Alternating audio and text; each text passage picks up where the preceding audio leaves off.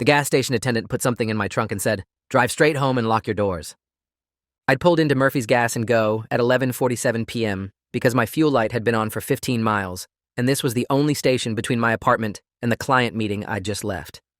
The attendant was a man in his 60s with a weathered face and hands that shook as he unscrewed my gas cap. He filled the tank without speaking, moving faster than someone his age should move, glancing over his shoulder at the empty parking lot every few seconds. When I handed him my card through the window, he shook his head and said the reader was broken. Cash only. I gave him 2 20s and told him to keep the change. That's when he walked to my trunk, popped it open with the release lever I'd accidentally hit, and placed something heavy inside before slamming it shut. He leaned down to my window, his breath fogging the glass between us, and his eyes were desperate and clear. "Drive straight home and lock your doors. Don't stop for anyone. Don't open that box until you're somewhere safe. Someone will contact you tomorrow. Do not call the police." His voice cracked on the last word, and then he turned and walked quickly back into the gas station building without waiting for my response. I sat there frozen, my hands gripping the steering wheel, trying to process what had just happened. Through the grimy window of the gas station, I could see him behind the counter, talking on an old corded phone, his free hand gesturing frantically. I should have gotten out of the car right then. Should have demanded to know what he'd put in my trunk. Should have called the cops immediately. But something about the fear in his eyes, the genuine terror, made me hesitate. I looked in my rearview mirror at the closed trunk, then back at the gas station. The attendant had hung up the phone and was now pulling down the metal security gate over the front windows. At 11:52 p.m., with at least an hour left before the posted closing time, my instincts screamed that something was very wrong, that I was now involved in something dangerous, and that every second I stayed in this parking lot increased whatever risk I was facing. I put the car in drive and pulled out onto the empty highway, my eyes constantly checking the rearview mirror for headlights following me. The road stretched dark ahead, bordered by pine trees that blocked out the moonlight. My apartment was 30 minutes away, 30 minutes of driving with unknown cargo in my trunk, and a warning I didn't understand. My phone sat in the cup holder, and I kept glancing at it, wanting to call someone but remembering the attendant's specific instruction not to call the police. Why not the police? What could be in that box that would make calling law enforcement the wrong move? The highway was deserted at this hour on a Wednesday night. I passed one other car going the opposite direction, its headlights briefly blinding me before it disappeared into the darkness behind. My mind raced through possibilities. Drugs seemed obvious, but why give them to a random customer? Stolen goods? A bomb? That thought made my hands sweat on the steering wheel. But if it was a bomb, why warn me at all? The attendant could have just put it in and let me drive away none the wiser. No, whatever was in that box, he wanted me to have it. Wanted me to keep it safe. Wanted me to survive long enough for someone to contact me tomorrow. I passed the exit for County Road 12 and noticed a truck pulling onto the highway behind me about a quarter mile back. My chest tightened. I told myself it was paranoia, that plenty of people use this highway at night, that there was no reason to think I was being followed. I maintained my speed at exactly 65, not wanting to draw attention by going too fast or too slow.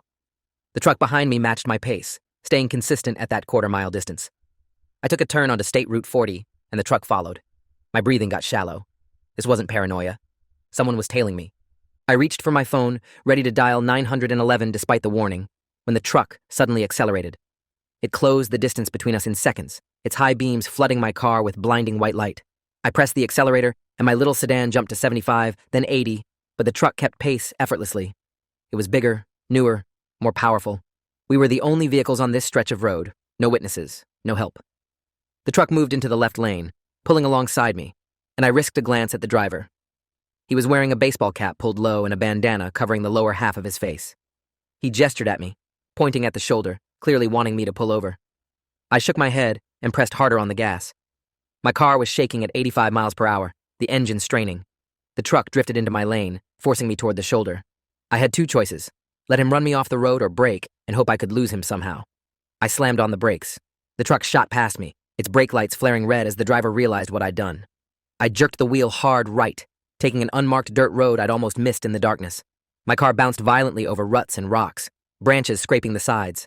In my mirror, I saw the truck reversing on the highway. I killed my headlights and kept driving blind, praying I wouldn't hit a tree. The dirt road curved through dense forest, barely wide enough for one vehicle. I could hear the truck behind me now, its engine roaring as it turned onto the same path.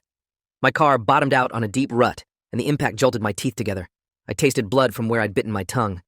The road ahead seemed to dead end at a wall of trees, but at the last second, I saw a gap and steered through it, emerging onto another paved road. This one was even smaller, probably a back way into someone's property. I turned left without thinking and accelerated again, my headlights still off, navigating by moonlight filtering through the trees. After 5 minutes of driving without seeing the truck's headlights behind me, I allowed myself to breathe. I'd lost him. I had no idea where I was, but I'd lost him. I pulled over onto a wide spot in the road and sat there trembling, my hands shaking too badly to hold the steering wheel. The attendant had known this would happen, had known someone would come after me, had known I'd be in danger the moment I drove away from that gas station, which meant whatever was in my trunk was important enough to kill for. I needed to know what I was carrying. I grabbed my phone and turned on its flashlight, then stepped out into the cold night air. The trunk release clicked, and the lid rose slowly. Inside was a plastic storage box, the kind you'd buy at any hardware store, secured with duct tape around the edges. I pulled at the tape until it came free and opened the lid. Inside were hundreds of pages of documents, all neatly organized in folders. I grabbed the top folder and flipped it open. Police reports, evidence logs, crime scene photographs, witness statements, all stamped with official seals from the Whitfield County Sheriff's Department. My blood ran cold as I flipped through page after page, recognizing the case immediately. 3 years ago, a woman named Rebecca Yates had been found dead in her apartment, officially ruled a suicide. But these documents told a different story. Alternative autopsy findings that had been suppressed, witness testimony that contradicted the official report, evidence of tampering with the crime scene, and most damning of all, a series of text messages between Sheriff Thomas Braddock and his deputy discussing how to handle the Yates situation and make sure this goes away clean. Rebecca Yates hadn't killed herself. She'd been murdered, and law enforcement had covered it up. I'd heard about the case at the time. Everyone in the county had. Rebecca had been a journalist working for the regional newspaper. She'd been investigating something, I couldn't remember what, and then she'd turned up dead. The official story was that she'd been depressed, struggling with the isolation of living alone. Case closed. Except it wasn't closed. Someone had been collecting evidence of the cover-up. Someone had spent years building a case, documenting every lie, every piece of suppressed evidence. And that someone had just handed it all to me. I pulled out my phone and Googled Murphy's Gas and Go Whitfield County. The station's website had minimal information, just hours and location. But when I searched for the owner, I found an old newspaper article from 7 years ago. Local business spotlight. Ray Murphy opens gas station after retiring from Sheriff's Department. Ray Murphy, former detective with Whitfield County Sheriff's Department, retired 7 years ago after 30 years of service. The attendant wasn't just some random guy. He was a former cop who'd worked with the very people he was now exposing. He'd spent years gathering this evidence, probably risking his life to compile it, and tonight he'd passed it to me. But why me? I was nobody, just a freelance consultant driving home late from a client meeting. I scrolled through more of the documents on my phone's flashlight, and then I saw a name that made my heart stop. Deputy Michael Vaughn, my brother-in-law, married to my sister Amy for 8 years, father of my 2 nephews. And according to these documents, one of the cops who'd helped cover up Rebecca Yates' murder. I sat down hard on the ground next to my car, my legs unable to hold me up. Michael had been at our house for Sunday dinner 3 days ago. He'd helped my nephew with his homework. He'd laughed at my dad's jokes. He'd kissed Amy goodbye when his shift started. And according to these documents, he'd helped dispose of evidence in a murder case, had falsified reports, had actively participated in a conspiracy to cover up a homicide. I thought about Amy, about how she'd glow whenever Michael walked into a room, about how proud she was of his work as a deputy, about how she defended him whenever anyone criticized law enforcement. How could I tell her that her husband was a criminal? How could I show her these documents without destroying her entire life? My phone buzzed in my hand, making me jump. Unknown number. I answered without thinking. "Don't go home," Ray Murphy's voice, urgent and low. "They know who you are. They got your license plate number from the gas station cameras. They're heading to your apartment right now. You need to get somewhere safe, somewhere they won't think to look." I stood up fast, scanning the dark trees around me. "You need to tell me what's happening. Why did you give this to me? Why me?" His voice cracked. "Because you're Rebecca Yates' cousin. Because you're the only person I could find who had both a connection to her and no connection to law enforcement. Because you deserve to know the truth." The words hit me like physical blows. Rebecca Yates had been my cousin. We'd grown up together, spent summers at our grandmother's lake house, told each other secrets that we'd never shared with anyone else. When she died 3 years ago, I'd been devastated. I'd spoken at her funeral. I'd held her mother while she sobbed. I'd struggled with my own grief for months afterward. And the whole time, my brother-in-law had known she was murdered, had helped cover it up, had looked me in the eye at family gatherings and said nothing.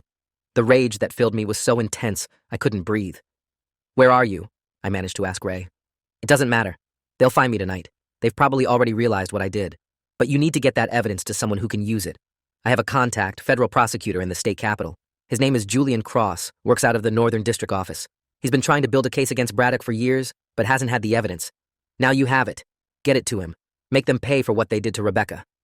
The line went dead. I tried calling back, but it went straight to voicemail. I stood there in the darkness holding my phone, holding the box of evidence, and I knew Ray was right. They'd figure out my identity quickly. They'd go to my apartment. They'd be looking for me everywhere. I couldn't go home. Couldn't go to my parents' house or any friend's place because those would be the obvious locations. I needed somewhere unexpected. I loaded the box back into my trunk and got in the car.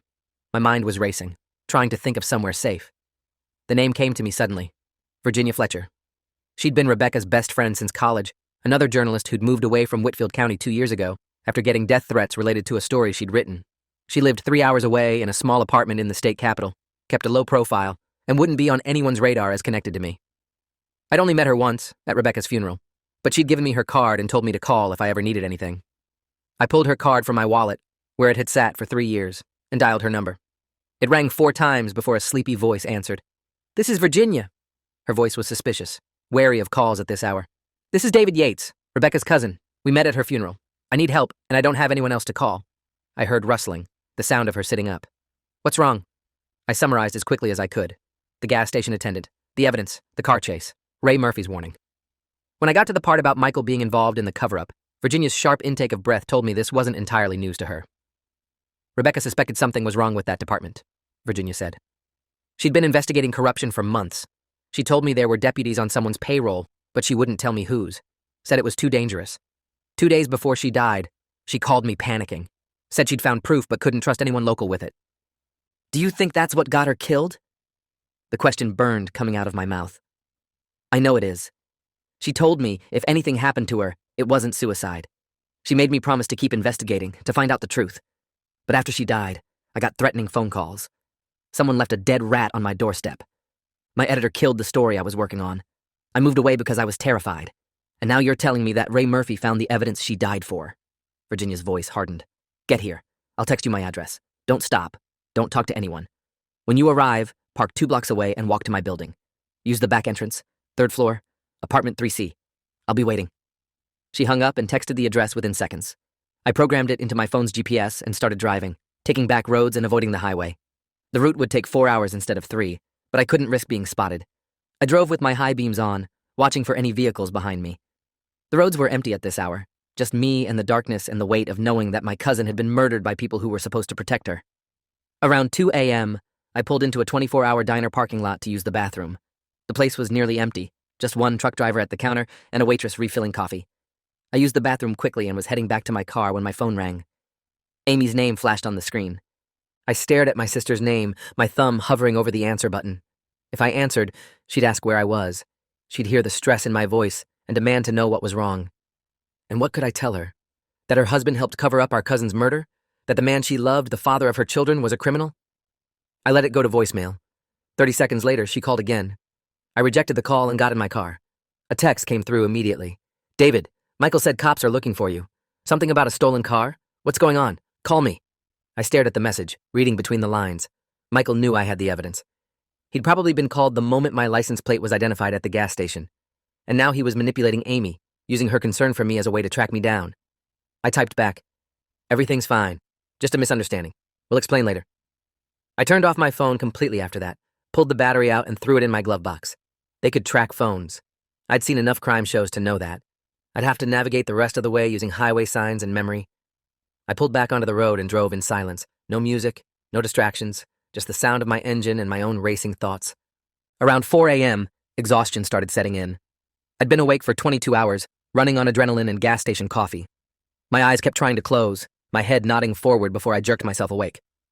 I pulled into a rest stop and splashed cold water on my face in the bathroom. In the mirror, I looked like hell. Unshaven, dark circles under bloodshot eyes, my shirt wrinkled from hours of driving. I looked like someone running for his life, which I guess I was. Back in the car, I found an energy drink in the vending machine and chugged it, hoping the caffeine would keep me conscious for another hour. The state capitol's skyline appeared on the horizon just as the sun started rising. I'd made it. I followed Virginia's instructions, parking 2 blocks from her building and walking the rest of the way. The back entrance was unlocked, and I climbed the 3 flights of stairs to her floor. I knocked twice on apartment 3C, and the door opened immediately. Virginia Fletcher looked different than I remembered. Thinner, harder, with suspicious eyes that scanned the hallway behind me before she grabbed my arm and pulled me inside. She locked 3 separate deadbolts behind us and drew the curtains closed. Her apartment was small and sparse, with minimal furniture and boxes still unpacked. "You brought the evidence?" she asked immediately. I nodded, and she gestured for me to follow her into the bedroom.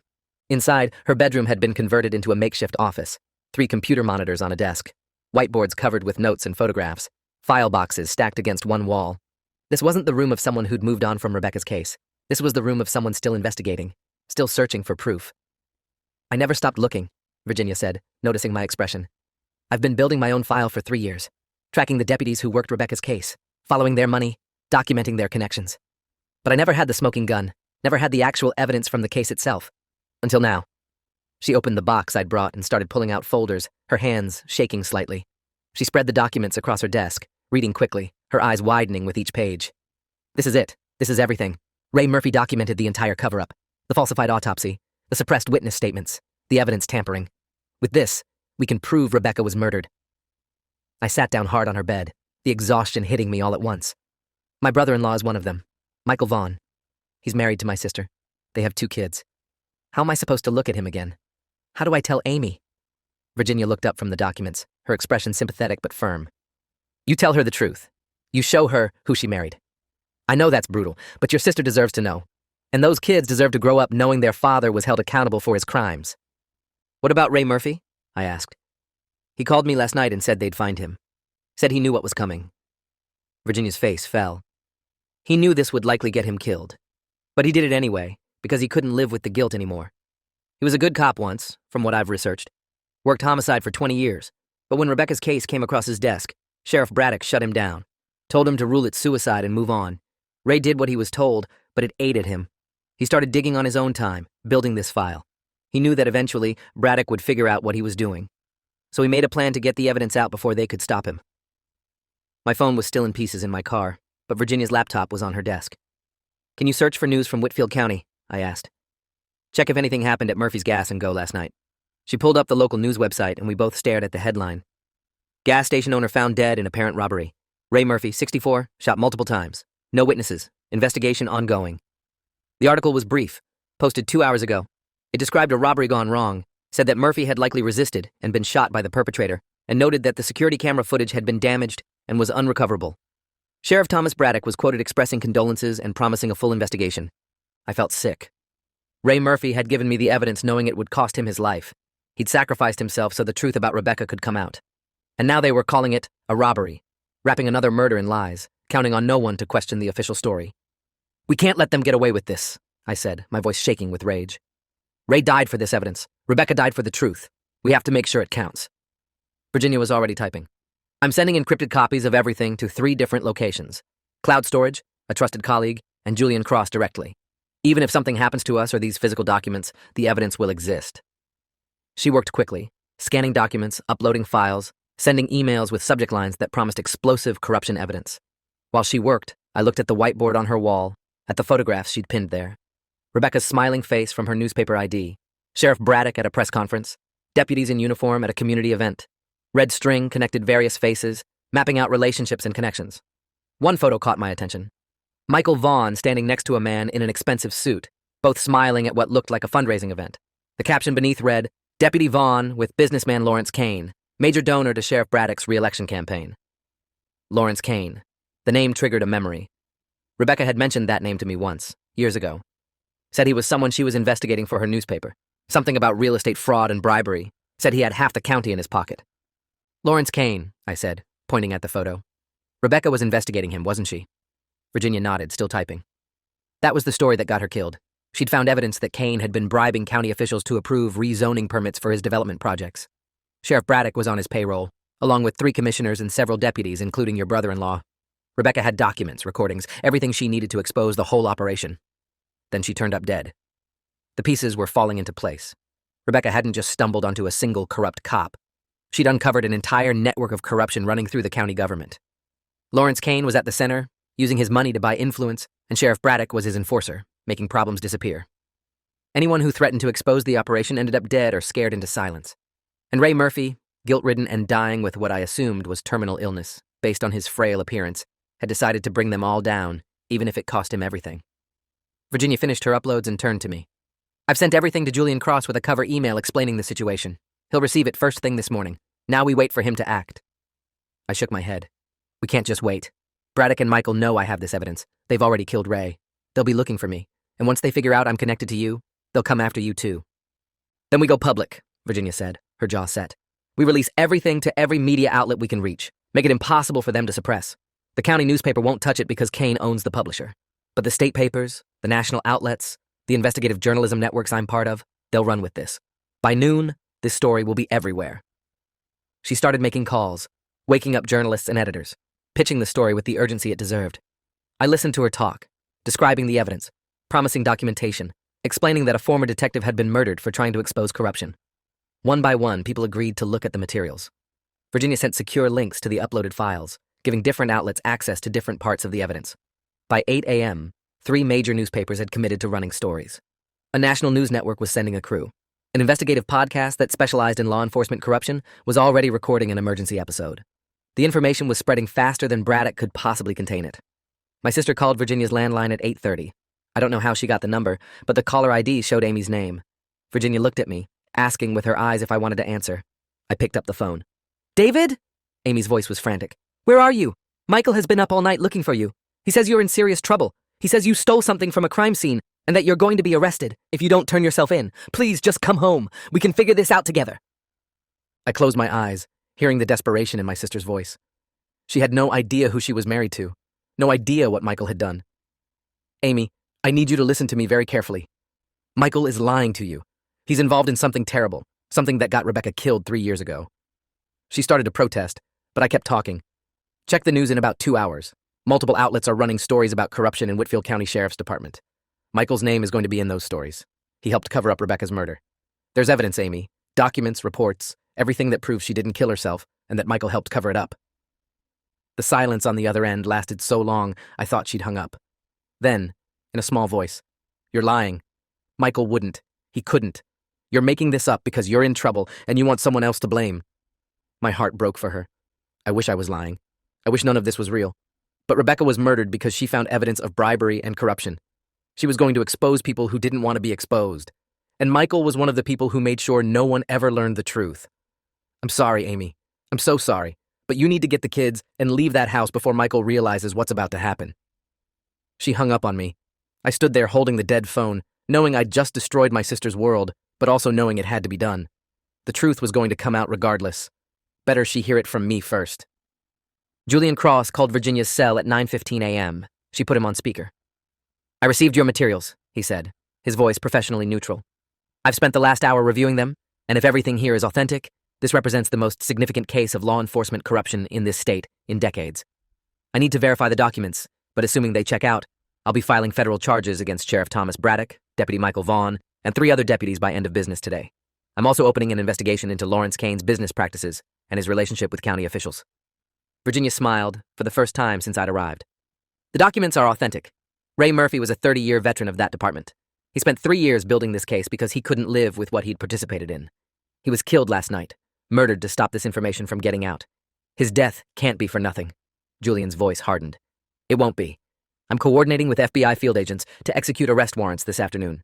Braddock won't see it coming. None of them will.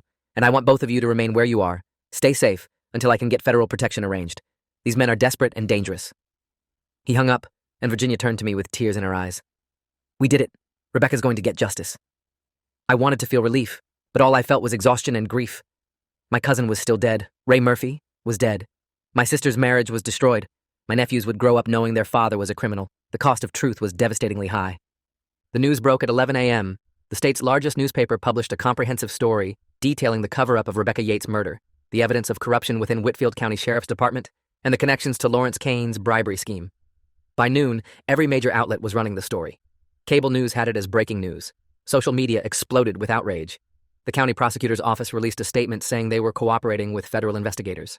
Sheriff Braddock held an emergency press conference at 1 p.m., denying everything, calling the accusations a politically motivated attack, insisting that Rebecca Yates had died by suicide and that anyone saying otherwise was spreading conspiracy theories. He looked nervous on camera, sweating despite the cool temperature, his eyes darting to someone off-screen as if seeking approval for his words. 3 hours later, FBI agents arrested him at his office. The footage of him being let out in handcuffs, his face red with rage, played on every news channel for days. Michael Vaughn was arrested at home while Amy watched. I saw the video later, recorded by a neighbor. Amy standing on the front porch with both kids behind her as federal agents put Michael in the back of an unmarked car. Her face was blank, empty of all expression, the shock too deep for visible emotion. The kids were crying. My heart shattered watching it. 4 other deputies were arrested that afternoon. Lawrence Kane was arrested at his office downtown, his lawyers already swarming. Within 48 hours, 3 county commissioners had resigned, and 2 more were under investigation. The corruption ran deeper than even Ray Murphy had documented. Once arrests started, people began cooperating, turning on each other, offering testimony in exchange for reduced sentences. Michael's lawyer reached out after 3 days. He wanted to make a deal. Michael would testify against Sheriff Braddock and Lawrence Kane in exchange for a reduced sentence. He'd provide details about other cases that had been covered up. Other times the department had falsified evidence or intimidated witnesses. The prosecutor told me this during a call, asking if I had any objection to the deal. I said yes. I objected to my brother-in-law getting any kind of leniency. He'd helped cover up my cousin's murder. He'd lied to my sister for 3 years. He'd looked me in the eye at family gatherings knowing what he'd done. He deserved whatever maximum sentence the court could impose. But the prosecutor explained that Michael's testimony was crucial to ensuring Braddock and Kane got convicted on the most serious charges. Without his cooperation, they might get lesser sentences or even walk. I thought about Rebecca, about what she would want. She'd want the people at the top held accountable. She'd want the whole system exposed. She'd want justice, even if it meant some of the smaller players got deals. I told the prosecutor to do what he needed to do. Amy filed for divorce 3 weeks after Michael's arrest. She moved back in with our parents with the kids, refused to take Michael's calls, and hired a lawyer to make sure she got full custody and none of his debt from the legal fees. When I finally saw her in person, a month after everything started, she looked like she'd aged 10 years. We met at a coffee shop halfway between her new place and Virginia's apartment, where I'd been staying while giving depositions and testimony to federal prosecutors. I should have known, Amy said, her coffee untouched in front of her. There were signs. Times he came home stressed, took calls in the other room, avoided talking about work. I told myself it was just the job, that being a cop was hard. I never imagined he could do something so evil. I reached across the table and took her hand. None of this is your fault. He lied to you. He lied to all of us. She pulled her hand back. He's still the boy's father. They ask about him. They don't understand why Daddy's in jail. How do I explain to them that their father helped cover up a murder? How do I tell them that the man they looked up to is a criminal? I didn't have an answer. Some damage couldn't be undone. Some wounds never fully healed. All I could offer was my presence, my support, and the promise that she and the kids wouldn't face this alone. The trial started 6 months later. Sheriff Thomas Braddock faced 23 federal charges, including obstruction of justice, conspiracy to commit murder, evidence tampering, and racketeering. Lawrence Kane faced 31 charges related to bribery, fraud, and conspiracy. The trial lasted 8 weeks. I attended every day, sitting in the gallery with Rebecca's mother and Virginia. We watched as prosecutors presented the evidence Ray Murphy had died to collect. We heard Michael testify about the night they'd staged Rebecca's death to look like suicide. He described how Braddock had ordered it done, how Kane had paid for it, how 4 deputies had carried out the actual murder. He testified that Rebecca had been strangled first, then hung to create the appearance of suicide. The autopsy findings that would have revealed the truth had been suppressed by a coroner who was also on Kane's payroll. Michael's testimony was clinical, detached, as if he was describing something that had happened to someone else. He never looked at the gallery, never made eye contact with Amy or me. When the defense attorney asked him why he'd participated in such a heinous act, he said he'd been afraid for his family's safety, said Braddock had threatened him, said careers and lives would be destroyed if anyone talked. The jury didn't buy it. Neither did I. He'd made a choice. He'd chosen to cover up a murder instead of doing the right thing. Fear didn't excuse that. Braddock's defense was that he'd been following orders from higher up, that Kane had forced his hand, that he'd tried to resist but been overruled. His lawyers painted him as a victim of circumstance, a career cop who'd gotten in over his head. The prosecution destroyed that narrative by presenting evidence of Braddock's bank accounts. Over 3 years, he'd received $340,000 in payments from various shell companies connected to Lawrence Kane. Those weren't the accounts of a reluctant participant. Those were bribes.